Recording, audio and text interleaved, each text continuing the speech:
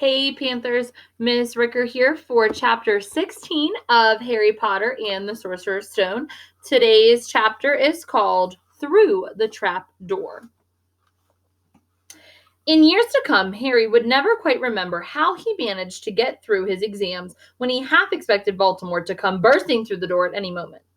Yet the days crept by, and there could be no doubt that Fluffy was still alive and well behind the locked door. It was sweltering hot, especially in the large classroom where they did their written papers. They had been given special new quills for the exams, which had been bewitched with an anti-cheating spell. They had practical exams as well. Professor Flitwick called them one by one into his class to see if they could make a pineapple tap dance across the desk. Professor McGonagall watched them turn a mouse into a snuff box. Points were given for how pretty the snuff box was, but taken away if it had whiskers. Snape made them all nervous, breathing down their necks while they tried to remember how to make a forgetfulness potion.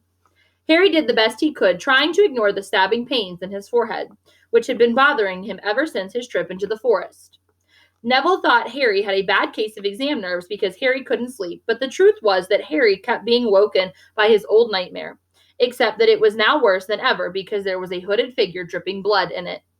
Maybe it was because they hadn't seen what Harry had seen in the forest, or because they didn't have scars burning on their foreheads, but Ron and Hermione did not seem as worried about the stone as Harry. The idea of Baltimore certainly scared them, but he didn't keep visiting them in dreams, as they were so busy with their studying, they didn't have much time to fret about what Snape or anyone else might be up to.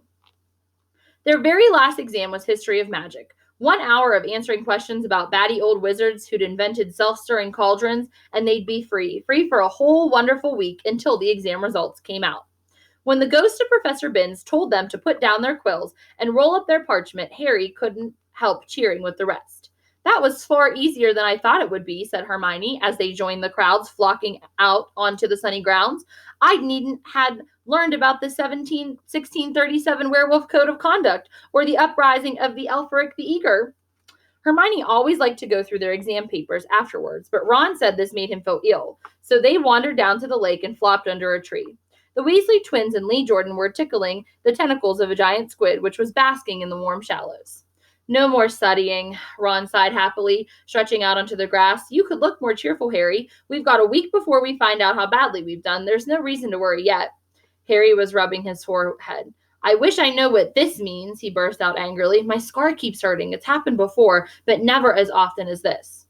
Go to Madame Pomfrey, Hermione suggested. I'm not ill, said Harry. I think it's a warning. It means danger's coming. Ron couldn't get worked up. It was too hot. Harry, relax. Hermione's right. The stone's safe as long as Dumbledore's around. Anyway, we've never had any proof of Snape found out how to get past Fluffy. He nearly had his leg ripped off once. He's not going to try it again in a hurry. And Neville will play Quidditch for England before Hagrid lets Dumbledore down. Harry nodded, but he couldn't shake off a lurking feeling that there was something he'd forgotten to do, something important. When he tried to explain this, Hermione said, That's just the exams. I woke up last night and was halfway through my transfiguration notes before I remembered we'd done that one. Harry was quite sure the unsettled feeling didn't have anything to do with work, though. He watched an owl flutter towards the school across the bright blue sky, a note clamped in its mouth. Hagrid was the only one who had ever sent him letters. Hagrid would never betray Dumbledore. Hagrid would never tell anyone how to get past Fluffy, never, but Harry suddenly jumped to his feet. Where are you going? Said Ron sleepily. I just thought of something, said Harry. He had turned white. We've got to go and see Hagrid now. Why? Panted Hermione, hurrying to keep up. Don't you think it's a bit odd, said Harry, scrambling up the grassy slope, that what Hagrid wants more than anything else is a dragon, and a stranger turns up who just happens to have an egg in his pocket? How many people wander around with dragon eggs if it's against wizard law? Lucky they found Hagrid, don't you think? Why didn't I see it before? What are you talking about? Said Ron. But Harry, sprinting across the grounds towards the forest, didn't answer. Hagrid was sitting in an armchair outside his house. His trousers and sleeves were rolled up, and he was shelling peas into a large bowl. Hello, he said, smiling. Finished your exams? Got time for a cup of tea?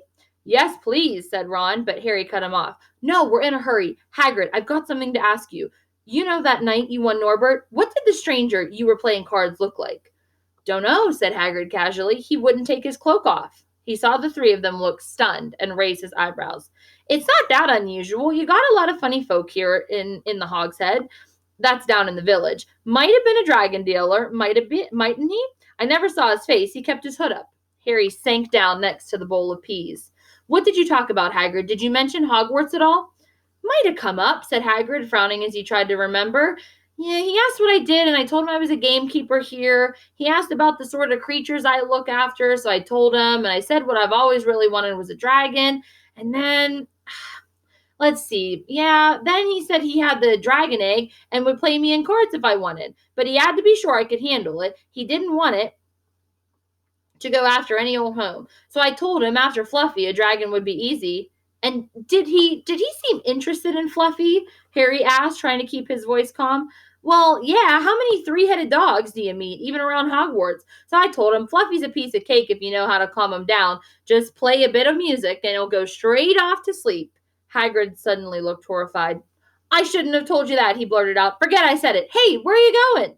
Harry, Ron, and Hermione didn't speak to each other at all until they came to a halt in the entrance hall, which seemed very cold and gloomy after the grounds. We've got to go to Dumbledore, said Harry. Hagrid told a stranger how to get past Fluffy, and it was either Snape or Voldemort under that cloak.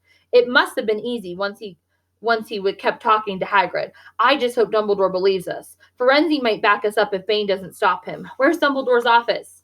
They looked around as if hoping to see a sign pointing them in the right direction. They had never been told where Dumbledore lived, nor did they know anyone who had been sent to see him before.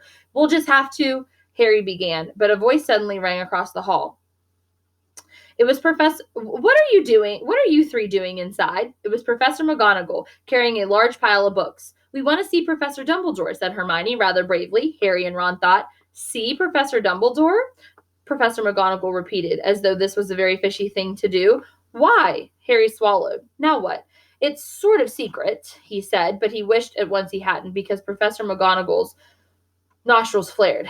Professor Dumbledore left 10 minutes ago, she said coldly. He received an urgent owl from the Ministry of Magic and flew off to London at once. He's gone? Said Harry frantically. Now? Professor Dumbledore is a very great wizard, Potter. He has many demands on his time, but this is important. Something you have to say is more important than the Ministry of Magic, Potter? Look, said Harry, throwing caution to the winds. Professor, it's about the Sorcerer's Stone. Whatever Professor McGonagall had expected, it wasn't that. The books that she was carrying tumbled out of her arms, but she didn't pick them up. How do you know? She spluttered. Professor, I know that someone's going to try and steal the stone. I've got to talk to Professor Dumbledore. She eyed him with a mixture of shock and suspicion. Professor Dumbledore will be back tomorrow, she said finally. I don't know how you found out about the stone, but rest assured no one can possibly steal it. It's too well protected. But Professor Potter, I know what I'm talking about, she said shortly. She bent down and gathered up the fallen books. I suggest you all go back outside and enjoy the sunshine. But they didn't. It's tonight, said Harry, once he was sure Professor McGonagall was out of earshot. Snape's going through the trapdoor tonight. He'll find out everything he needs, and now he's got Dumbledore out of the way. He sent that note. I bet the Ministry of Magic will get a real shock when Dumbledore turns up. But what can we? Hermione gasped. Harry and Ron wheeled around. Snape was standing right behind them. Good afternoon, he said smoothly. They stared at him. You shouldn't be inside on a day like this, he said with an odd, twisted smile. We were, Harry began without any idea what he was going to say. You want to be more careful, said Snape, hanging around like this. People will think you're up to something. And Gryffindor really can't afford to lose any more points, can it? Harry flushed. They turned to go outside, but Snape called back. Be warned, Potter. Any more nighttime wanderings, and I will personally make sure you get expelled. Good day to you. He strode off in the direction of the staff room. Out on the stone steps, Harry turned to the others. Right, here's what we've got to do, he whispered urgently. One of us has got to keep an eye on Snape. Wait outside the staff room and follow him if he leaves it. Hermione, you'd better do that. Why me? It's obvious, said Ron. You can pretend to be waiting for Professor Flitwick, you know, he put on a high voice. Oh, Professor Flitwick, I'm so worried. I think I got question 14B wrong. Oh, shut up, said Hermione, but she agreed to go and watch out for Snape. And we'd better stay outside the third floor corridor, Harry told Ron. Come on. But that part of the plan didn't work out. No sooner had they reached the door separating Fluffy from the rest of the school than Professor McGonagall turned up again, and this time she lost her temper. I suppose you think you're harder to get past than a pack of enchantments, she stormed. Enough of this nonsense. If I hear you've come anywhere near here again, I'll take another 50 points from Gryffindor. Yes, Weasley, from my own house. Harry and Ron went back to the common room. Harry had just said, "At least Hermione's on Snape's tail," when the portrait of the fat lady swung open and Hermione came in. "I'm sorry, Harry," she wailed. "Snape came out and asked me what I was doing, so I said I was waiting for Flitwick, and Snape went to get him, and I've only just got away. I don't know where Snape went." "Well, that's it then, isn't it?" Harry said. The other two stared at him. He was pale, and his eyes were glittering. "I'm going out of here tonight, and I'm going to go try and get the stone first." "You're mad," said Ron. "You can't," said Hermione. "After McGonagall and Snape have said, after what McGonagall and Snape have said, you'll be expelled." "So what?" Harry shouted. "Don't you understand? If Snape gets a hold of the stone, Baltimore's coming back. Haven't you heard what it was like when he was trying to take over? There won't be any Hogwarts to get expelled from. He'll flatten it or turn it into a school for the dark arts. Losing points doesn't matter anymore. Can't you see? Do you think he'll leave you and your families alone if Gryffindor wins the House Cup? If I get caught before I can get to the stone, well, I'll have to go back to the Dursleys and wait for Voldemort to find me there. It's only dying a bit later than I would have, because I'm never going to get over to the dark side. I'm going through the trapdoor tonight, and nothing you two say is going to stop me. Voldemort killed my parents, remember?" He glared at them. "You're right, Harry," said Hermione in a small voice. "I'll use the invisibility cloak," said Harry. It's just lucky I got it back." "But will it cover all three of us?" said Ron. All three of us? "Oh, come off it. You don't think we'd let you go alone, do you?" "Of course not," said Hermione briskly. "How do you think you'd get to the stone without us? I'd better go and look through my books. There might be something useful.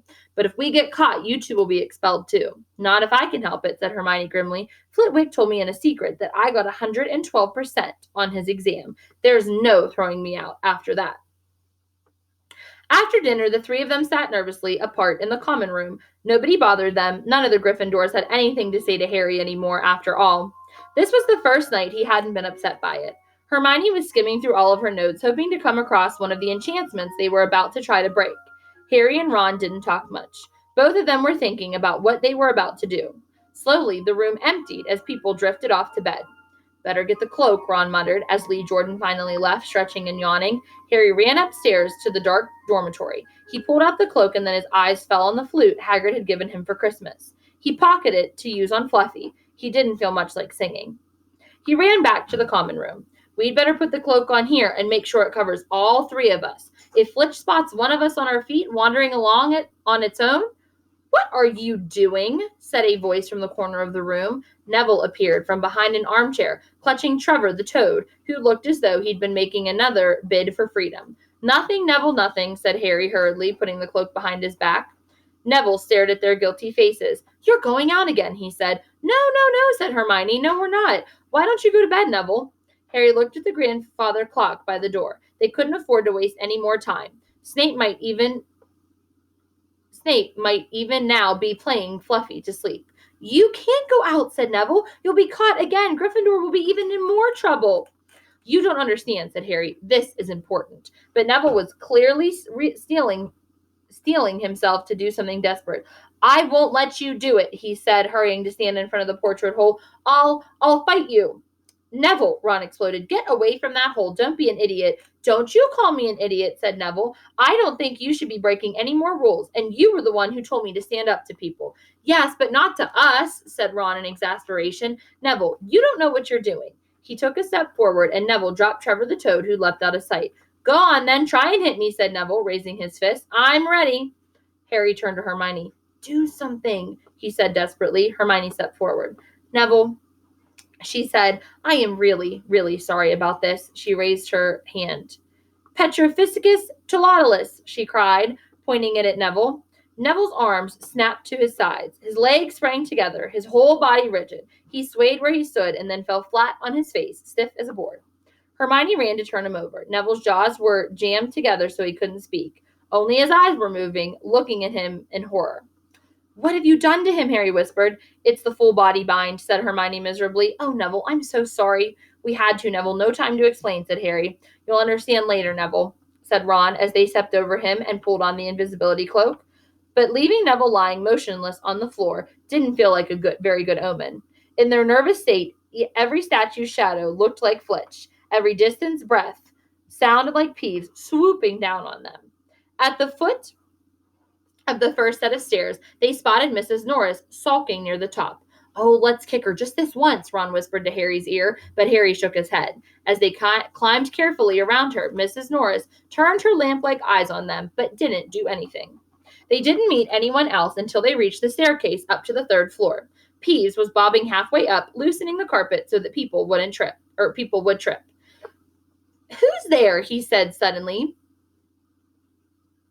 As they climbed towards him, he narrowed his wicked black eyes. No, you're there, even if I can't see you. Are you ghouly or ghosty, or wee student beastie?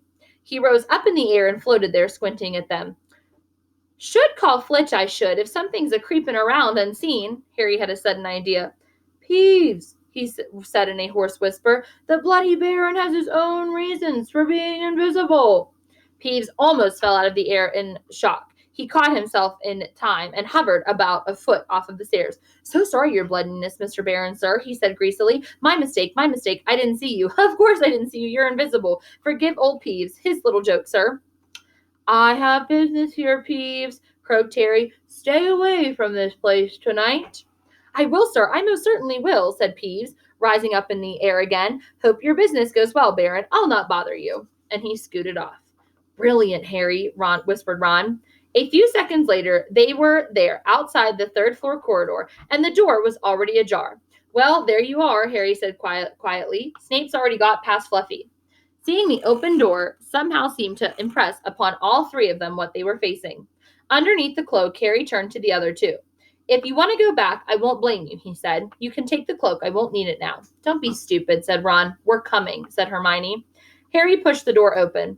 As the door creaked, low, rumbling growls met their ears. All three of the dogs' noses sniffed madly in their direction, even though it couldn't see them. What's that at its feet? Hermione whispered. Looks like a harp, said Ron. Snape must have left it there. It must wake up the moment you stop playing it, said Harry. Well, here goes. He put Hagrid's flute to his lips and blew. It really wasn't a tune, but from the first note the beast's eyes began to droop. Harry hardly drew breath. Slowly, the dog's growls ceased. It tottered on its paws and fell to its knees, then slumped to the ground fast asleep. Keep playing, Ron warned Harry as they slipped out of the cloak and crept towards the trap door. They could feel the dog's hot, smelly breath as they approached the giant heads. I think we'll be able to pull the door open, said Ron, peering over the dog's back. Want to go first, Hermione? No, I don't. All right, Ron gritted his teeth and stepped carefully over the dog's leg. He bent down and pulled the ring of the trap door, which swung up and open. What can you see? Hermione said anxiously. Nothing, just black. There's no way of climbing down. We'll just have to drop. Harry, who was still playing the flute, waved at Ron to get his attention and pointed himself. You want to go first? Are you sure? I don't know how deep this thing goes. Give the flute to Hermione so she can keep him asleep. Harry handed the flute over. In the few seconds' silence, the dog growled and twitched, but the moment Hermione began to play, it fell back into its deep sleep. Harry climbed over it and looked down through the trap door. There was no sign of the bottom. He lowered himself through the hole until he was hanging on by his fingertips. Then he looked up at Ron and said, if anything happens to me, don't follow. Go straight to the owlery and send Hagrid to Dumbledore, right? Right, said Ron. See you in a minute, I hope. And Harry let go. Cold, damp air rushed past him as he fell down, down, down, and flump. With a funny, muffled sort of thump, he landed on something soft. He sat up and felt around, his eyes not used to the gloom. It felt as though he was sitting on some sort of plant. It's okay, he called up to the light, the size of a postage stamp, which was the open trap door. It's a soft landing. You can jump. Ron followed right away. He landed sprawled next to Harry. What's this stuff? Were his first words. Don't know. Some sort of plant thing. I suppose it's here to break the fall. Come on, Hermione. The distant music stopped. There was a loud bark from the dog, but Hermione had already jumped. She landed on Harry's other side. We must be miles under the school, she said. Lucky this plant's here. Really, said Ron. Lucky, shrieked Hermione. Look at you both. She leapt up and struggled towards a damp wall. She had to struggle because the moment she landed, the plant had started to twist snake-like tendrils around her ankles. As for Harry and Ron, their legs had already been bound tightly in long creepers without their noticing. Hermione had managed to free herself before the plant got a firm grip on her. Now she watched in horror as the two boys fought to pull the plant off of them, but the more they strained against it, the tighter and faster the plant wound around them. Stop moving, Hermione ordered them. I know what this is. It's a devil's snare. Oh, I'm so glad we know what it's called. That's a great help, snarled Ron, leaning back, trying to stop the plant from curling around his neck. Shut up. I'm trying to remember how to kill it, said Hermione. Well, hurry up. I can't breathe, Harry gasped, wrestling with it as it curled around his chest. Devil snare, devil snare. What did Professor Sprout say? It likes the dark and the damp. So light a fire, choked Harry. Yes, of course, but there's no wood, Hermione cried, wringing her hands. Have you gone mad? Ron bellowed. Are you a witch or not? Oh, right, said Hermione, and she whipped out her wand, waved it, muttered something, and sent a jet of the same bluebell flames she had used on Snape at the plant. In a matter of seconds, the two boys felt it loosening its grip as it cringed away from the light and warmth. Wriggling and flailing, it unraveled itself from their bodies, and they were able to pull free. Lucky you pay attention in herbology, Hermione, said Harry, as he joined her by the wall, wiping sweat off of his face. Yeah, said Ron, and lucky Harry doesn't lose his head in a crisis. There's no wood, honestly. This way, said Harry, pointing down a stone passageway, which was the only way forward. All they could hear, apart from their footsteps, was the gentle drip of water trickling down the walls. The passageway sloped down forward, and Harry was reminded of Gringotts. With an unpleasant jolt of the heart, he remembered the dragon said to be guarding vaults in the wizard's bank. If they met a dragon, a fully grown dragon, Norbert had been bad enough. Can you hear something? Ron whispered. Harry listened. A soft rustling and clinking seemed to be coming from up ahead. Do you think it's a ghost? I don't know. Sounds like wings to me. There's light ahead. I can see something moving. They reached the end of the passageway and saw before them a brilliantly lit chamber, its ceilings arching high above them. It was full of small, jewel-bright birds, fluttering and tumbling all around the room. On the opposite side of the chamber was a heavy wooden door. Do you think they'll attack us if we cross the room? Said Ron. Probably, said Harry. They don't look very vicious, but I suppose if they're all swooped down at once, well, there's no other choice. I'll run. He took a deep breath, covered his face with his arms, and sprinted across the room. He expected to feel sharp beaks and claws tearing at him any second, but nothing happened. He reached the door untouched. He pulled the handle, but it was locked. The other two followed him. They tugged and heaved at the door, but it wouldn't budge, not even when Hermione tried her Aloriamus charm. Now what? Said Ron. These birds. They can't be here just for decoration, said Hermione. They watched the birds soaring overhead, glittering. They're not birds, Harry said suddenly. They're keys. Winged keys. Look carefully. So that must mean, he looked around the chamber while the other two squinted up at the flock of keys. Yes, look, broomsticks. We've got to catch the key to the door. But there are hundreds of them. Ron examined the lock on the door. We're looking for a big old-fashioned one, probably silver like the handle. They each seized a broomstick and kicked off into the air, soaring into the midst of the clouds of keys. They grabbed and snatched, but the bewitched keys darted and dived so quickly it was almost impossible to catch one. Not for nothing, though, was Harry the youngest seeker in a century. He had a knack for spotting things other people didn't see. After a minute's weaving about and through the whirl of rainbow feathers, he noticed a large silver key that had a bent wing, as if it had already been caught and stuffed roughly into the keyhole. That one, he called to the others. That big one, there, no, there, with the bright blue wings. The feathers are all crumpled on one side. Ron went speeding in the direction that Harry was pointing, crashed into the ceiling, and nearly fell off of his broom. We've got to close in on it, Harry called, not taking his eyes off the key with the damaged wing. Run, you come at it from above. Hermione, stay below and stop it from going down. And I'll try and catch it, right now. Ron dived. Hermione rocketed upward. The key dodged them both, and Harry streaked after it. It sped down the wall. Harry leaned forward and, with a nasty crunching noise, pinned it against the stone with one hand. Ron and Hermione's cheers echoed around the high chamber. They landed quickly, and Harry ran to the door. The key struggling in his hand, he rammed it into the lock and turned. It worked. The moment the lock had clicked, the key took flight again, looking very battered now that it had been caught twice. Ready? Harry asked the other two, his hand on the door handle. They nodded. He pulled the door open. The next chamber was so dark they couldn't see anything at all. But they stepped into it. Light suddenly flooded the room to reveal an astonishing sight.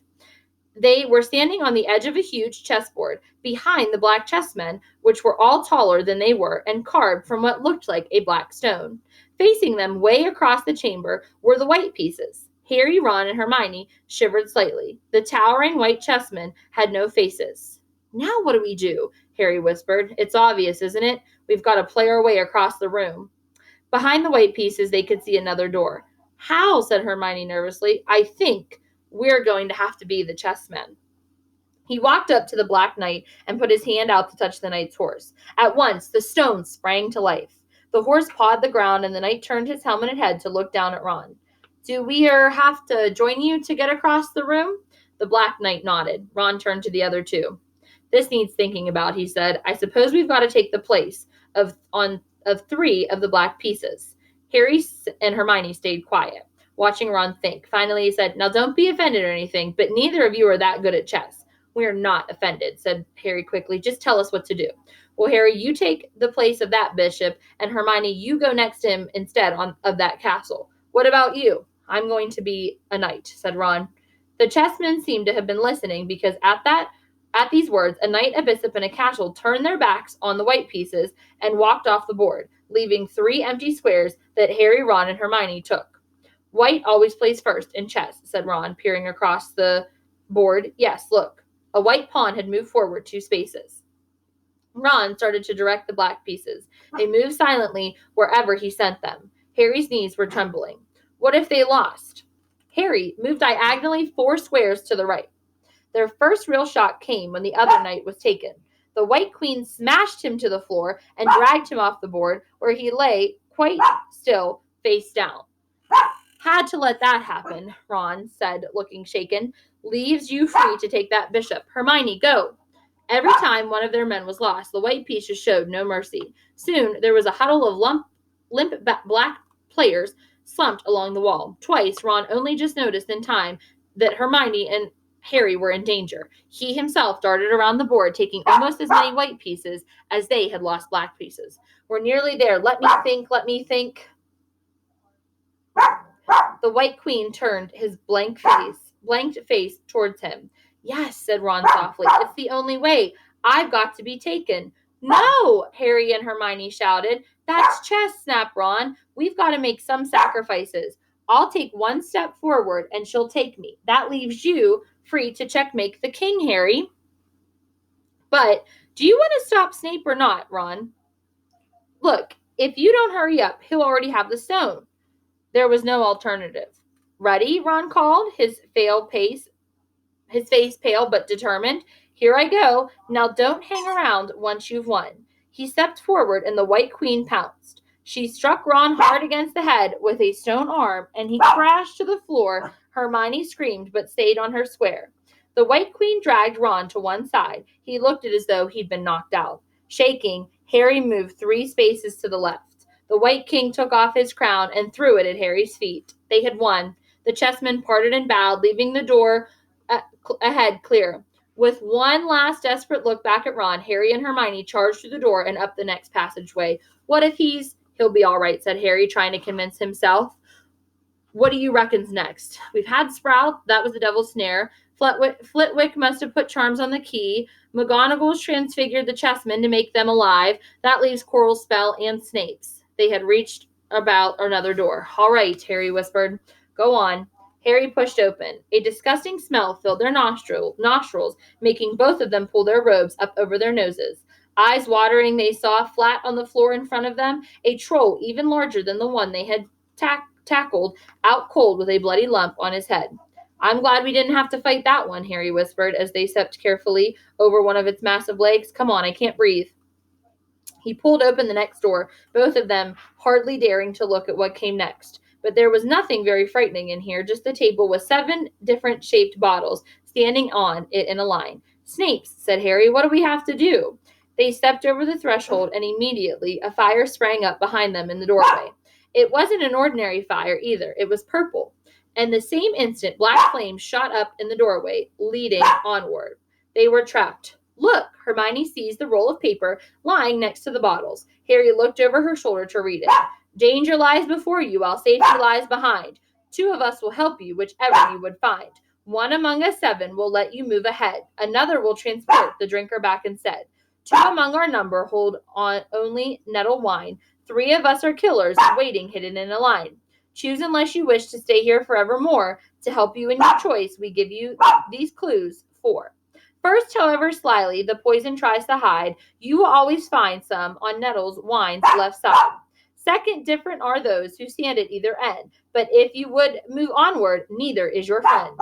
Third, as you see clearly, all are different size. Neither dwarf nor giant holds death in their insides. Fourth, the second left and the second on the right are twins once you taste them, though different at first sight. Hermione let out a great sigh, and Harry, amazed, saw that she was smiling, the very last thing he felt like doing. Brilliant, said Hermione. This isn't magic, it's logic. A puzzle. A lot of greatest wizards hadn't got an ounce of logic. They'd be stuck here forever. But so will we, won't we? Of course not, said Hermione. Everything we need is here on this paper. 7 bottles, 3 are poison, 2 are wine, 1 will get us safely back through the black fire, and 1 will take us back through the purple. But how do we know which to drink? Give me a minute. Hermione read the paper several times. Then she walked up and down the line of bottles, muttering to herself and pointing at them. At last she clapped her hands. Got it. The smallest bottle will get us through the black fire towards the stone. Harry looked at the tiny bottle. That's only enough. There's only enough there for one of us, he said. That's hardly one swallow. They looked at each other. Which one will get through the purple flames? Hermione pointed at a rounded bottle at the right of the line. You drink that. No, listen. Get back and get Ron. Grab brooms from the flying key room. That'll get you out of the trap door and past Fluffy. Go straight to the Owlery and send Hedwig to Dumbledore. We need him. I might be able to hold Snape off for a while, but I'm no match for him, really. But Harry, what if you know what? If you know who's with him? Well, I was lucky once, wasn't I? Said Harry, pointing at the scar. I might get lucky again. Hermione's lips trembled, and she suddenly dashed at Harry and threw her arms around him. Hermione, Harry, you're a great wizard, you know. I'm not as good as you, said Harry, very embarrassed as she let go of him. Me, said Hermione, books and cleverness? There are more important things, friendship and bravery, and oh, Harry, be careful. You drink first, said Harry. You are sure which is which, aren't you? Positive, said Hermione. She took a long drink from the round bottle at the end and shuddered. It's not poison, said Harry anxiously. No, but it's like ice. Quick, go before it wears off. Good luck. Take care. Go. Hermione turned and walked straight through the purple fire.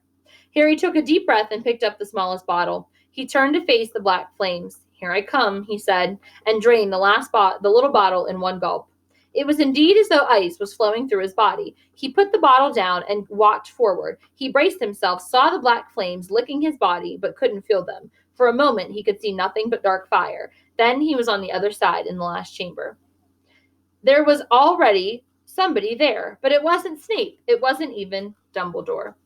And that is the end of chapter 16. So chapter 16's question is, what game did Harry, Hermione, and Ron have to play to get across the room? So what game did Harry, Hermione, and Ron have to play to get across the room?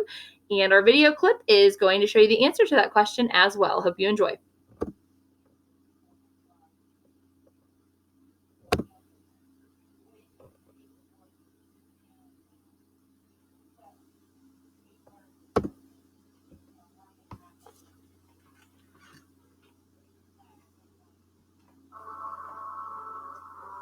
What happens now? Well, white moves first. Then we play.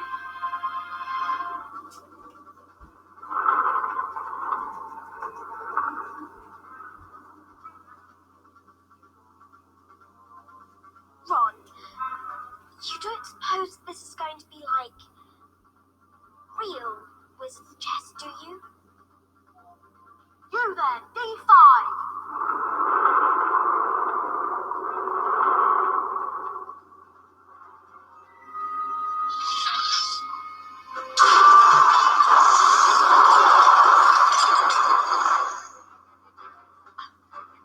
Yes, Hermione.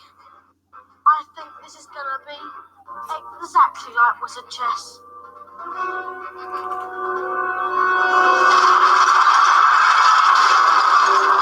Castle to E4.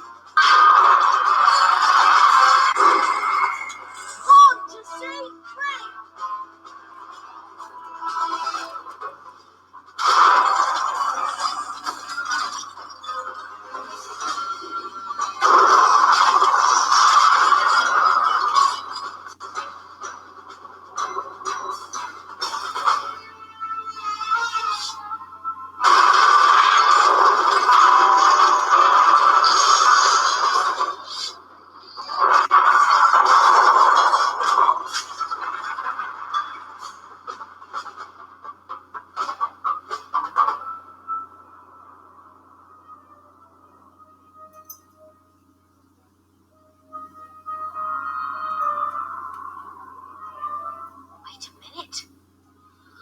understand why